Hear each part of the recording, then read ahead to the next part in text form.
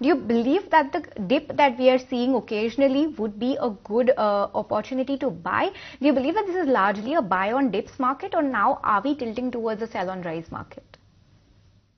Yeah, good afternoon, and thank you for having me on the show. I think the market has been changing its texture. If you go back over last, 6 months, and around November, December was the time that it stopped being a buy on dips market and started converting itself into a sell on rise market. And I think it stayed there till March, when the FPI selling was was peaking out.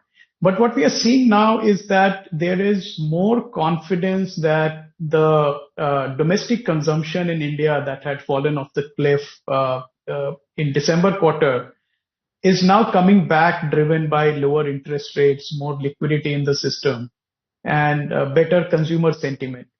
So as a result, what we saw in terms of earnings downgrading over for last 2 quarters, I think this quarter, the commentary, I would say, is better, more positive, and I think that is giving the investors the confidence that the earnings growth has probably bottomed out and will revert to mean of 10 to 15% for the next 3 to 5 years.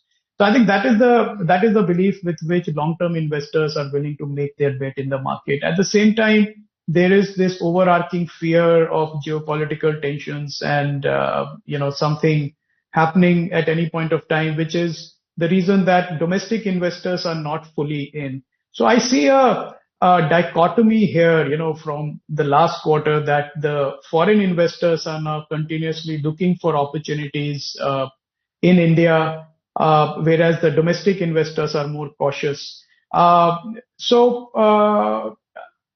personal view is that the valuations are reasonable. There are growth opportunities.